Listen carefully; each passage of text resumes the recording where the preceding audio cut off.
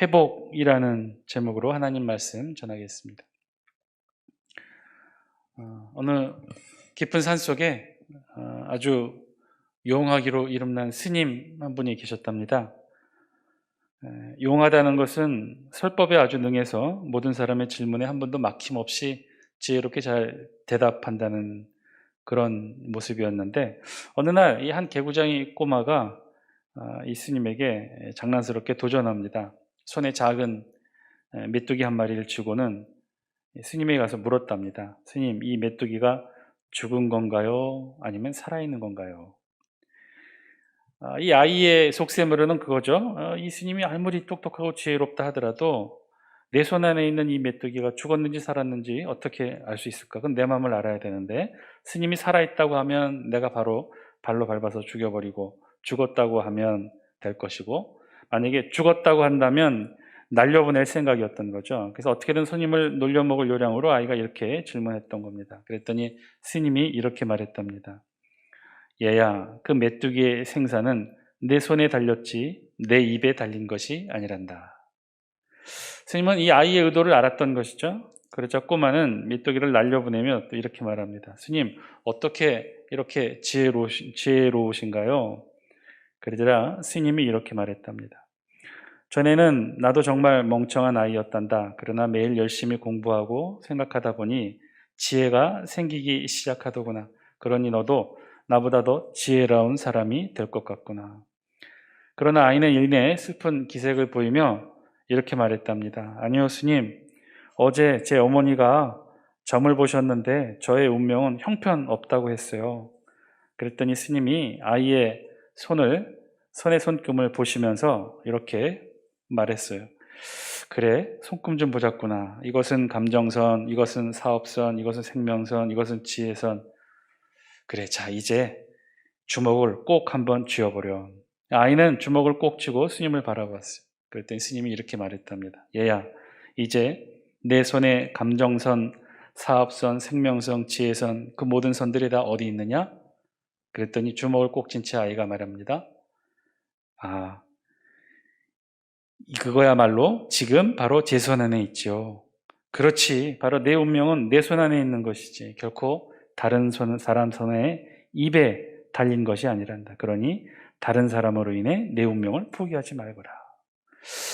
그런데 이 이야기를 듣고 있던 그 옆에 있던 한 학생이 다시 스님에게 이렇게 질문을 했어요. 스님이 정말 용하고 지혜롭게 잘 답변을 해주니까 자신의 진짜 고민을 말했어요. 그 고민이 무엇이냐면 이렇게 질문합니다. 스님, 제가 여자친구가 생길 수 있을까요? 그랬더니 스님이 답답하다는 듯이 이렇게 답을 했어요. 얘야, 내 여자친구는 내 얼굴에 달렸지 내 입에 달린 것이 아니란다.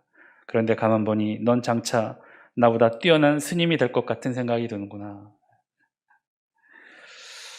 새해가 될 때마다 늘 우리 마음에 드는 생각들 중에 하나는 바로 올해는 어떻게 될 것인가 하는 기대와 그리고 두려움 섞인 질문이죠. 올해는 우리가 과연 바라던 것들이 다 이루어지게 될까? 올해는 바라는 직장에 취업을 하게 될까? 올해는 원하는 배우자를 만나 결혼할 수 있게 될 수 있을까? 올해는 우리의 삶의 목표가 잘 이루어질 수 있을까? 이런 각자의 소망하는 목표들이 올해는 잘 이루어지기를 소망하는 마음들이 새해를 맞는 우리의 기대하는 마음이라면, 반면에 다른 한편 구석에 우려 섞인 걱정들도 있죠. 올해는 코로나 질병으로부터 정말 자유로워질 수 있을까? 이 질병을 우리 모두가 함께 이겨내고 극복할 수 있을까? 그래서 이전의 모습으로 다시 돌아갈 수 있을까? 우리 생활의 많은 부분들이 이 코로나 질병으로 인해 변해버린 것이 또한 사실입니다. 우리 일상도, 우리의 삶도, 또 우리의 신앙도 많은 부분에서 변화를 가져오게 되었습니다. 모이지 못하고, 만나지 못하고, 또 경제가 그래서 더 어려워지고, 그래서 이렇게 예배를 비대면 온라인으로 드릴 수밖에 없는 현실들을 보면서 참 많은 것이 변해버린 우리 자신들을 보게 되죠. 우리 눈에 잘 보이지도 않는 그 작은 바이러스 하나가 이렇게 전 세계를 바꾸어 놓게 될 줄은 정말 그 아무도, 그 누구도 상상하지 못했을 겁니다. 정말 이 작은 바이러스 하나가 우리를 참 많이 변하게 했습니다. 그래서 사실 조금 두렵기도 합니다. 우리가 다시 예전의 모습으로 돌아갈 수 있을까? 백신이 생기고 치료제가 개발이 되면 우리 다시 예전으로 다시 돌아갈 수 있는 걸까요?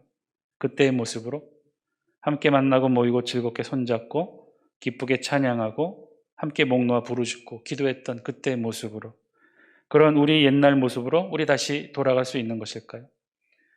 지금 전국에 확대된 강화된 방역 조건에 따라 한반도에 내려진 전체 명령은요, 5인 이상 집합 금지 명령입니다.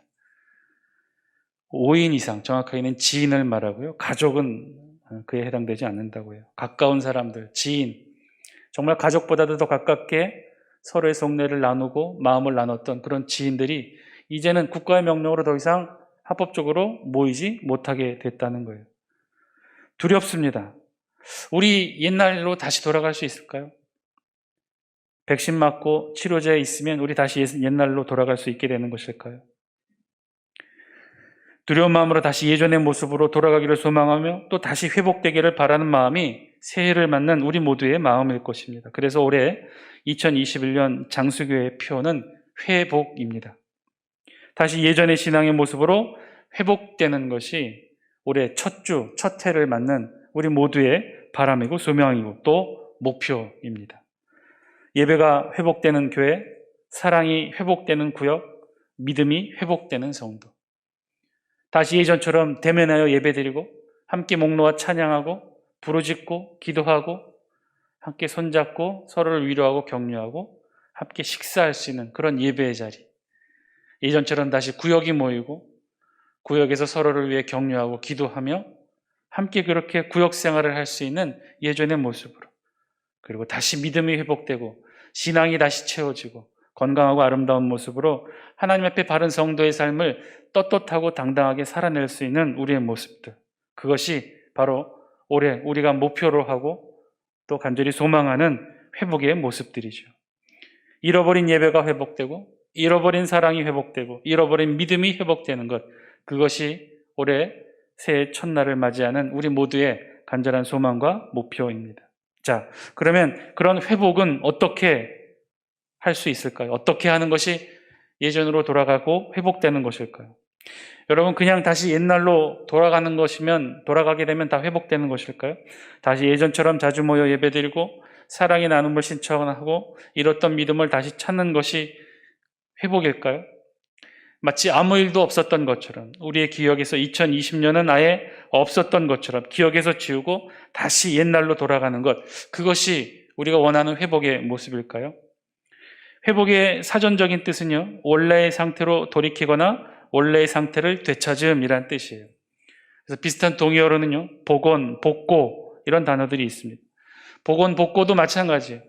복원은요, 원래대로 그 모습대로 다시 돌아가는 거, 회복하는 것을 말합니다. 복고는요, 과거의 모양, 정치, 사상, 제도, 풍습 따위로 돌아가거나 손실 이전의 상태로 회복되는 것을 말해요.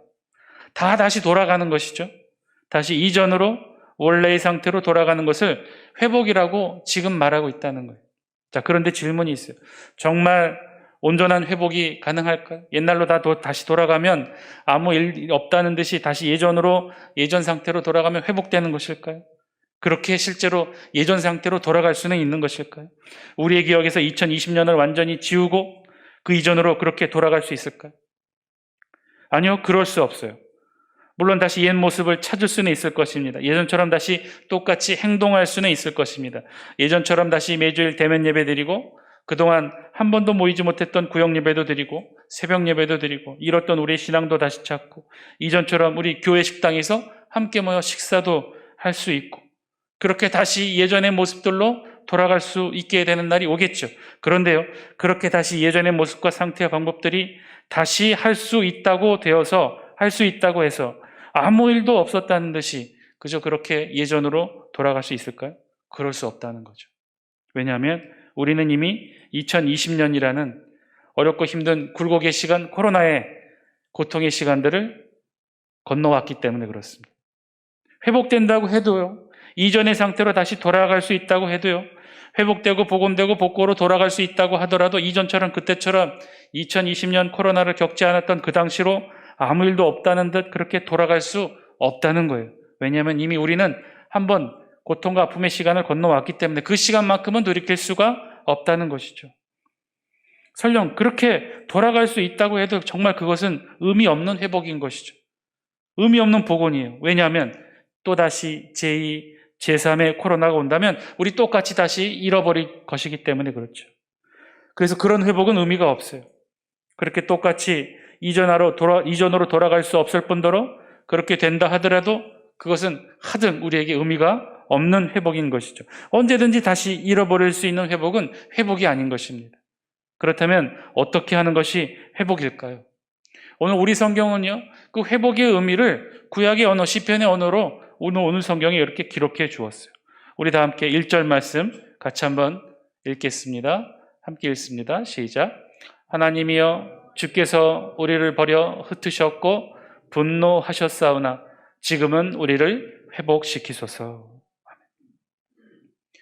다윗의 시로 알려진 오늘 시편 60편의 주된 내용은요, 하나님께 호소하며 부르짖는 내용으로 시작해요. 지금은 우리를 회복시키소서. 하나님이여 지금은 우리를 회복시키소서. 우리를 회복시켜달라고 간절히 하나님께 호소하는 내용이죠. 그런데요, 오늘 우리 시편 60편을 자세히 보시면 이 시의 내용과 시편 앞에 있는 부제와 그 내용이 서로 잘 맞아 보이지 않는다는 것을 보게 됩니다. 여러분 성경 시편 60편 이 맨 앞부분 1절 그 앞에 보면요, 이 괄호 표시해 놓고 부제를 기록하고 있죠. 여러분 성경에 뭐라고 기록이 되어 있습니까? 제 성경에 기록된 내용을 읽어드리면 다윗이 교훈하기 위하여 지은 믹담 인도자를 따라 수신 에돛에 맞춘 노래, 그리고 다윗이 아람 나하라임과 아람 소바와 싸우는 중에 요압이 돌아와 에돔을 소금 골짜기에 쳐서 12,000명을 죽인 때에 이렇게 부제가 따로 달려있죠. 두 가지 내용을 기록하고 있어요. 첫 번째는 다윗이 교훈하기 위하여 지은 믹담 인도자를 따라 수산 에돛에 맞춘 노래 이렇게 기록이 되어 있는데 이것은요 무엇을 알려주냐면 시편은 이 시편 60편의 저자는 다윗이고 수산에듯이라는 말의 뜻은요 백합화의 증거라는 뜻인데 이는 당시 잘 알려진 음율, 일종의 찬양곡을 의미해요. 다윗 당시에 잘 알려진 이 백합화의 증거라는 제목으로 널리 알려진 이 찬송가, 음율을 갖춘 찬송가가 있었다는 것이죠. 그리고 이 찬송가의 음율에 맞춰 시편 60편을 낭독하라는 거예요. 원래 시편은요 찬양의 가사였습니다. 찬양의 가사라는 것은 즉 음율이 있다는 것이겠죠. 멜로디가 있다는 것이죠. 여러분, 그래서 우리 원래 처음 찬송가의 형태는요 지금 우리가 가지고 있는 이런 찬송가의 모습은 아니었어요. 지금 우리가 가지고 있는 찬송가의 모습은 어떻죠? 곡이 있고 그 곡 하나하나에 마디마디마다 가사가 붙여져 있죠. 그래서 우리가 지금 알고 있는 찬송가의 형태는 곡과 찬송의 가사가 하나의 형태로 결합되어 있는 모습이에요. 그런데 원래의 찬송가의 모습은 그런 게 아니었어요. 원래 찬송가는 어떻게 되어 있느냐? 우리 실제로 종교개혁 시대 때 찬송가는 어떻게 되어 있냐면요, 찬송가가 이렇게 한 권으로 겉표지는 되어 있지만 그 한 표지를 넘겨보면요 이 안에 두 권으로 분리가 되어 있어요. 위의 책과 아래 책이 나눠져 있어요. 위의 책은요 찬양의 가사가 적혀 있고요, 아래 책은요 멜로디만 기록이 되어 있어요. 그래서 찬송을 부를 때 인도자가 그렇게 해요. 찬송시 위에 있는 페이지 수를 알려줍니다. 찬송시 몇 장, 찬송가 몇 장. 그래서 시와 곡을 맞추어서, 임의대로 맞추어서 그렇게 함께 불렀던 거예요. 원래 그렇게 되어 있어요. 실제 찬송가의 형태가 그렇게 되어 있다는 거예요. 그 중에서 제일 가사와 곡이 잘 맞아서 많은 회중들이 즐겨 불렀던 것들을 따로 뽑아 합쳐진 형태로 오늘날 우리에게 전해졌던 것이죠. 그전에는 찬양의 가사와 찬양의 곡이 분리되어 있었어요. 그 기원이 어디로부터 올라가느냐? 오늘 우리 성경에 있는 기원으로부터 가요. 우리 성경의 이 시편이 전체적으로 그렇게 되어 있다는 거예요. 그래서 어떤 시편들은요 많은 회중들이 읽고 또 찬송으로 부르기에 좋은 형태의 시편에는요, 이 찬송시는 어떤 찬양의 음률에 맞춰 불렀을 때 가장 아름답다라고 해서 그 찬양의 곡을 미리 지정해 준 찬송이 있어요. 그 찬양의 그 시편이 바로 그 중에 하나가 60편이라는 거예요. 이 60편은 그래서 이 인도자를 따라 수산 에두스에 맞춘 노래, 이 수산 에두스라는 이 곡에 가장 잘 어울리는 찬양시였다는 거죠. 자, 그래서 그 다음에 이어져서 알려준 내용이 무엇이냐? 다윗이 아람 나하라임과 아람 소바 싸운 중에 요압이 돌아와 에돔을 소금 골짜기에서 쳐서 12,000명을 죽인 때라고 기록하고 있습니다. 이 두 번째 부제에 담긴 내용의 의미는 무엇이냐? 이 시편의 역사적 배경에 대해서 알려주고 있죠.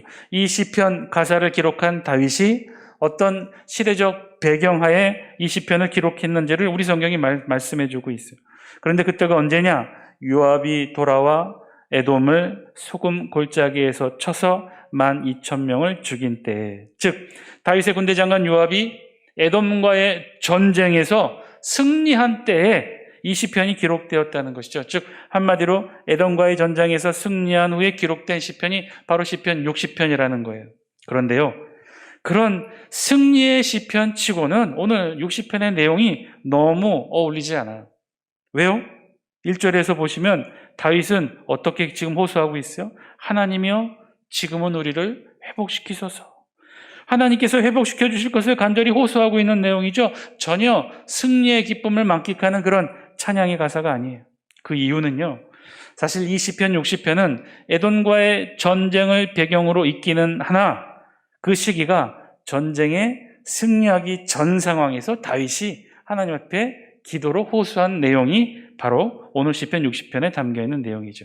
자, 이 시편 60편의 정확한 역사적 배경은요, 다윗이 지금 한창 정복전쟁을 치르고 있는 와중이었어요. 정복전쟁을 치르고 있는 이 와중에 아주 위험한 고비를 겪게 되었을 때 다윗이 하나님 앞에 고백하며 호소하며 찬양으로 하나님 앞에 호소하고 있는 내용이 그 내용이었다는 거예요. 그러면 이 상황이 어떤 상황이냐? 다윗은요, 왕권을 견고히 하고 이제 이스라엘이라는 이 나라를 이 팔레스티나에서 완전하게 자리 잡고 정착시키기 위해 주변의 여타 부족과 국가들과 전쟁을 하기 시작합니다.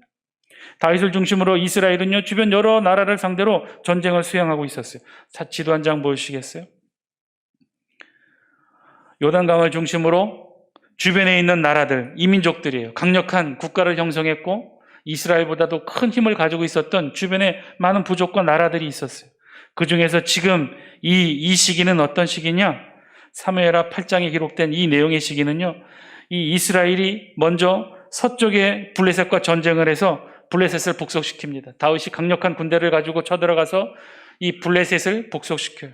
정복하게 됩니다. 그리고 오른쪽에 있는 모압도 역시 이 다윗이 강력한 군대를 이끌고 가서 모압도 정벌을 합니다. 그리고 이제 이 다윗이 강력한 군대를 모두 끌어모아서 그때 이스라엘을 가장 강력하게 위협하고 있었던 북쪽의 아람과 상대로 전쟁을 치르기 위해 다윗이 최종의 병력을 다 끌어모아 모든 군사를 이끌고 북쪽으로 쳐들어갔어요. 북쪽으로 가서 아람과의 정복 전쟁을 시작했어요.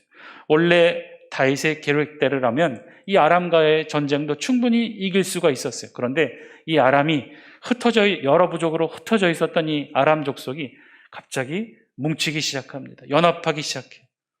그래서 다윗의 이상과는 달리 이 북쪽 정벌에는 많은 시간이 소요되었던 거예요. 전쟁이 끝나지 않고 장기화되었어요. 오히려 북쪽 아람과 심각한 대치 상태로 인해 이 다윗은 꼼짝없이 다윗의 모든 정규 최정예 부대가 북쪽에 묶여있는 상태가 되고 말았어요. 그 기간이 길어지게 되자 문제가 생겼어요. 이것을 틈타 지도 한 장 보여주시겠어요? 남쪽에 있었던 이 에돔이 말썽을 피우게 됩니다. 이 에돔이 알았던 거예요. 지금 다윗의 최정예 모든 병력들이 다 북쪽에 아람과의 전쟁에 묶여있다는 사실을 알고는 에돔이 먼저 전쟁을 일으켰어요. 이스라엘의 남쪽 수비대를 공략합니다. 그리고 그 남쪽 수비대는요, 주력 군대가 다 북쪽으로 올라가 있기 때문에 굉장히 허약한 상태였어요. 이 에돔은 남쪽 부대를 격파하고 이 바로 위에 있는 예루살렘을 향해 진격해 가고 있었어요. 그래서 다윗은요, 굉장히 위기에 처해 있었어요. 에돔이 기습 공격을 했던 거예요. 북쪽 아람과 싸우느라 상대적으로 취약했던 남쪽 무너졌던 것이죠. 오늘 우리 본문 60편은요, 바로 그 시점에 기록된 다윗의 호소가 담긴 절절한 이 찬송시였던 겁니다. 일순간에 북쪽과 남쪽에서 동시에 전쟁을 하게 된 거예요. 북쪽의 주력을 빼서 남쪽으로 군사를 돌릴 수도 없었어요. 시간상으로도 너무 멀었고, 수도인 예루살렘은 남쪽에 위치했고, 그리고 이미 북쪽도 아람과 전쟁 중이니 북쪽 전쟁에도 신경을 써야 했습니다. 주변을 정복하고 영토를 넓히고 새롭게 다윗 왕으로 정비되어 이 팔레스타인 땅에서 강력한 국가로 거듭나고 있었는데 그만 큰 위기에 봉착하게 된 거예요. 북쪽의 아람과의 전쟁도 승산이 없는 장기전으로 지루하게 펼쳐가고 있는 그 와중에 남쪽의 에돔이 치고 들어온 거죠. 남쪽의 허약한 수비대를, 다윗의 수비대를 물리치고 이제 수도 예루살렘을 향해 막 진격해 오고 있는 거예요. 다윗의 꿈이 일순간에 무너지게 되었어요. 이스라엘이 그만 주변을 정복하고 승승장구하다가 이제 오히려 무너지게 생겼어요. 그래서 다윗은요, 절규하듯이 이 시기에 맞춰 하나님 앞에 호소합니다. 하나님이여, 지금은 우리를 회복시키소서. 그런데 그런 다윗의 호소의 시편을 읽다 보면요, 이상한 점을 발견하게 됩니다. 우리 1절 우리 같이 한번 읽어볼까요? 1절 다시 한번 읽겠습니다. 시작. 하나님이여, 주께서 우리를 버려 흩으셨고 분노하셨사오나 지금은 우리를 회복시키소서. 다윗은 지금 이 상황의 원인을요, 어디서 찾고 있어요? 자기 자신에게서 찾고 있는 것이 아니라, 자기 자신의 전략의 부재, 전술의 부재에서 찾고 있는 것이 아니라 그 원인을 어디에서 찾고 있습니까? 하나님에게서 그 원인을 찾고 있어요. 다윗은 분명하게 고백합니다. 주께서 우리를 버려 흩으셨고 분노하셨다. 세 개의 동사로 표현하고 있는 이 다윗의 고백의 내용을 보면요, 이러합니다. 주께서 우리를 먼저 버리셨다는 거예요. 그리고 주께서 우리를 흩으셨다는 거예요. 그리고 주께서 우리에게 분노하셨다고 다윗은 이 상황의 원인을 그렇게 고백해요. 버리다의 원어의 뜻은요, 우리가 번역한 이 버리다, 우리말 버리다의 뜻보다 더 강력합니다. 증오하다, 거절하다, 던져버리다, 이런 뜻이에요. 지금 하나님이 이스라엘과 다윗과 이스라엘을 그렇게 던져버리셨다는 거예요. 그렇게 이스라엘을 던져버리시고 이스라엘이 위험에 처하도록 하나님께서 그렇게 내버려 두셨다고 지금 다윗이 고백하고 있는 거죠. 두 번째 단어 흩으셨다의 원어의 뜻은요, 깨뜨리다, 분쇄하다예요. 토기를 땅바닥에 던져 박살내어 깨뜨려 가루로 만드는 것처럼 하나님이 지금 그렇게 흩으셨다는 거예요. 다윗은 그렇게 지금 고백하고 있는 거죠. 그리고 마지막으로 세 번째 단어 분노하셨다. 이 단어의 원어의 뜻은요, 코로 열기를 내뿜다, 이런 표현을 기록한 뜻이에요. 그만큼 몹시 화가 났을 때의 그 모습의 표현을 관용적으로 이렇게 표현한 거죠. 다윗은요, 지금 하나님께서 이렇게 화를 내고 계시다고 여기고 고백했던 거예요. 이스라엘 향해 하나님이 분노하고 계시다라고 다윗은 그렇게 고백했던 거예요. 그런데 이렇게 증오하여 던져버리고 깨트려 분쇄하고 몹시 분노하고 계신 분이 지금 누구라고 지금 고백하고 있는 거예요? 하나님이 그렇게 하셨다라고 지금 고백하고 있는 거예요. 다윗의 지금의 이 고백, 지금의 이스라엘의 상황, 북쪽에서는 이 아람과의 전쟁이 교착 상태에 빠져 있고, 그래서 군대를 남쪽으로 빼올 수도 없는 상황이고, 모든 주력의 군사들이 다 북쪽에 묶여 있는 상황에 남쪽 에돔이 기습하여 예루살렘으로 치고 올라오는 이 상황을 바라보면서 이스라엘이 이런 풍전등화 같은 위기를 겪게 된 이유와 원인이 지금 어디에 있다고 말하는 겁니까? 지금 이와 같은 상황의 원인이 바로 하나님이 다윗과 이스라엘에 분노하셔서 이렇게 되었다고 고백하고 있는 거예요. 여러분, 원래는 지금 어떤 상황인가요? 왜 지금 다윗과 이스라엘이 이런 어려움을 겪게 된 것일까요? 어쩌면 전략의 부재, 전술의 부재일지도 몰라요. 지금 이스라엘의 주력 부대가 북쪽 아람과의 전쟁으로 묶여 있었던 것이죠. 이 당시만 해더라도, 다윗 초기에 이 당시만 해더라도 이 이스라엘은 그래도 강력한 국가였어. 실제로 다윗 때 이스라엘은 가장 강력한 힘을 자랑하는 그런 국가로 거듭나게 됩니다. 힘이 있었어요. 주변의 여타 부족들과 그 누구와 싸워도 이겨낼 힘이 있었어요. 그런데 지금 전술의 부재, 전략의 부재로 주력 군대가 북쪽에 묶여있는 바람에 지금 남쪽 조그마한 나라 에돔의 침략에 속수무책으로 당하고 있는 상황이죠. 전술이 부족했던 거예요. 전략이 부족했어요. 남쪽 에돔에 대한 정보도 부족했던 거죠. 그리고 그 틈을 놓치지 않고 에돔이 기습 공격을 했기 때문이죠. 지금 이스라엘의 패배의 원인은요, 바로 이런 에돔의 기습과 이스라엘 주력 부대의 부재에 있었던 거예요. 그런데 다윗은 지금 그런 원인을 거기서 찾지 않고 전혀 다른 데서 찾고 있는 거죠. 이스라엘의 패배의 원인을 다른 곳에서 찾고 있었어요.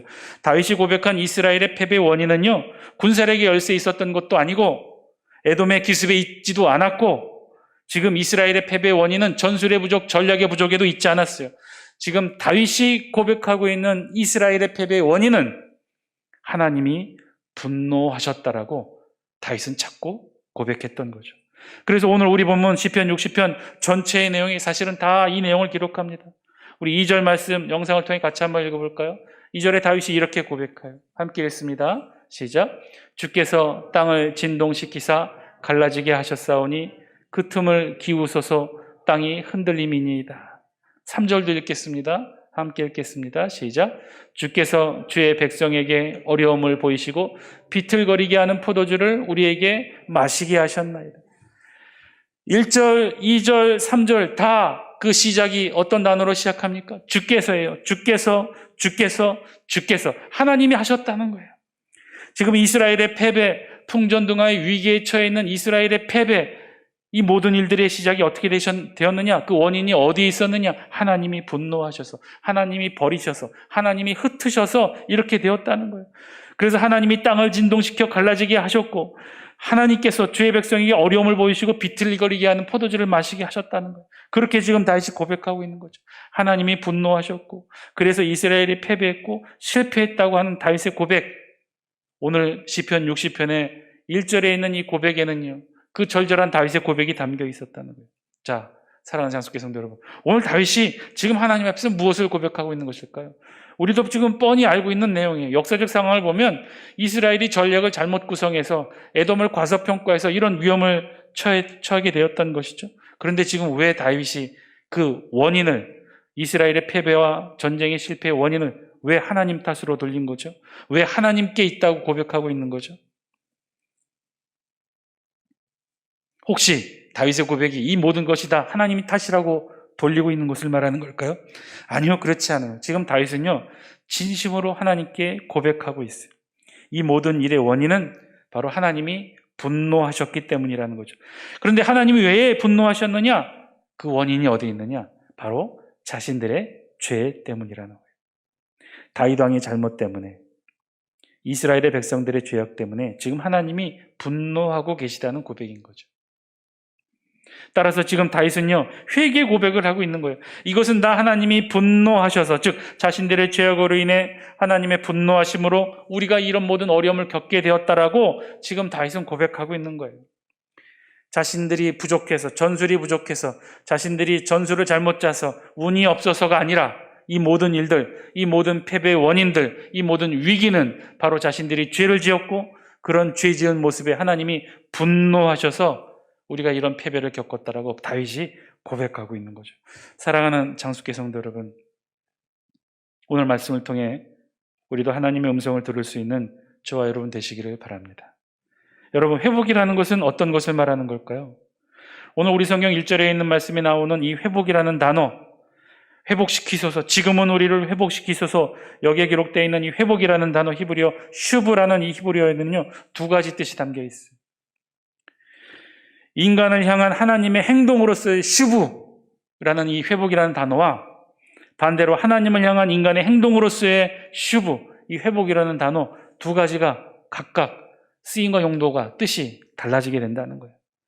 인간을 향한 하나님의 행동으로서의 슈브, 회복은요, 그래서 용서예요. 반면에 하나님을 향한 인간의 행동으로서의 슈브, 회복은요, 그래서 그 회복은 회개입니다. 따라서 이 회복이라는 단어는요, 인간의 행동과 하나님의 행동이 서로 교차하며 만나는 지점에 이루어지는 것이 바로 회복이라는 거예요. 인간이 하나님 앞에 회개하고 하나님은 그 인간의 회개를 받아 용서하시는 그 지점에, 회개와 용서가 만나 불꽃을 튀는 그 지점에 바로 회복의 사건이 이루어지게 된다는 거예요. 여러분, 회복이라는 건요, 우리 성경이 말하는 회복이라는 것은요, 그저 아무 일도 없다는 듯이 예전으로 돌아가는 것을 회복이라고 말하고 있지 않아요.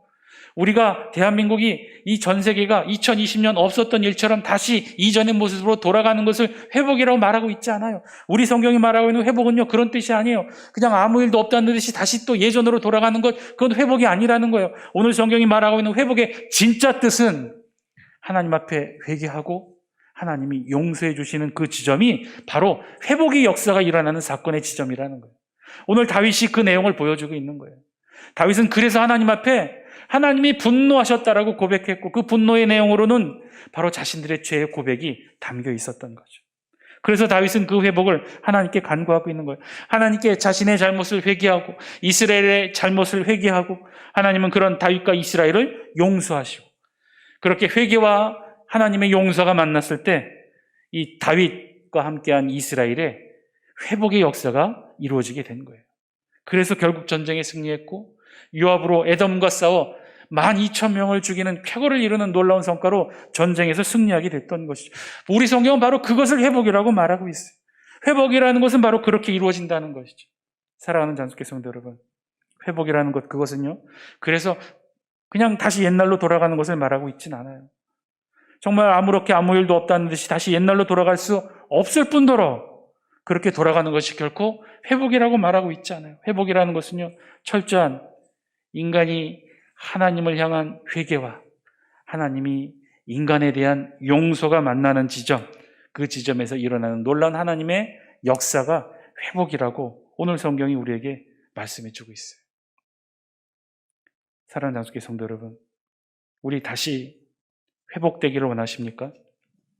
다시 예전처럼 건강해지고 풍성해지고 행복해지고 자유롭게 예배드리고 사람들 만나고 함께 식사하고 손잡고 기도하고 목 놓아 찬양 부르고 어디든 마음대로 자유롭게 돌아다니고 사람을 만나는 것이 두렵지 않는 시간으로 여러분 다시 그렇게 돌아가기를 원하십니까?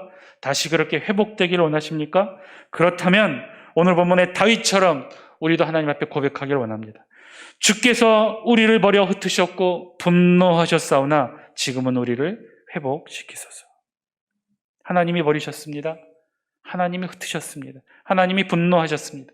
우리가 잘못해서, 우리가 죄를 지어서, 우리가 제대로 하지 못해서 예배의 소중함을 잃어버려서, 만남의 소중함을 잃어버려서 찬양의 소중함도, 기도의 소중함도, 함께 모여 식사할 수 있음의 소중함도 잃어버려서 그 소중함의 가치를 잃어버리고 형식적인 모습으로 예배하고 만나고 찬양하고 기도하니까 하나님이 분노하셨던 거죠. 사람을 만나면 기쁘고 좋고 늘 행복하고 즐거워야 되는데 우리 그렇지 못했죠. 만나면 싸우고 만나면 싫어서 피하고 그렇게 헤어지면 그 사람을 욕하고 험담하고 반갑지 않은 모습으로 서로 미워하며 손잡지 못하고 손가락질하게 되었을 때 그러니까 하나님이 분노하셨던 거죠. 쉬지 못하고 참된 안식을 누리지 못하고 안식일에조차 일하고 예배하지 못하니까 하나님이 일도 안식도 허락하지 않으시고 분노하셨던 거죠. 사랑하는 장수교 성도 여러분, 우리 다시 회복되기를 원하십니까? 그렇다면 우리 모두 다윗처럼 하나님께 고백하기를 바랍니다. 그리고 회개하시길 바랍니다. 하나님께 용서를 구하시길 바랍니다. 우리의 회개와 그래서 하나님의 용서가 만날 때 바로 그것에서 진정한 회복의 사건이 이루어지게 될 줄 믿습니다. 그리고 그 회복은 다시 제2, 제3의 코로나가 덮친다 하더라도 이전의 모습으로 돌아가지 않게 될 거예요. 왜냐하면 그것은 온전한 회복이니까.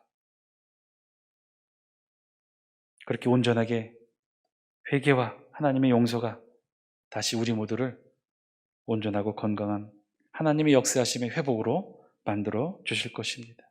그렇게 온전하게 회복하여 2021년도 우리 교회와 우리 가정과 우리 삶과 일터가 다시는 제2, 제3 코로나로 인해 흔들리거나 무너지지 않는 온전하고 거룩한 회복의 모습으로 하나님 앞에 바로 서시게 되기를 주의 이름으로 간절히 축원드립니다.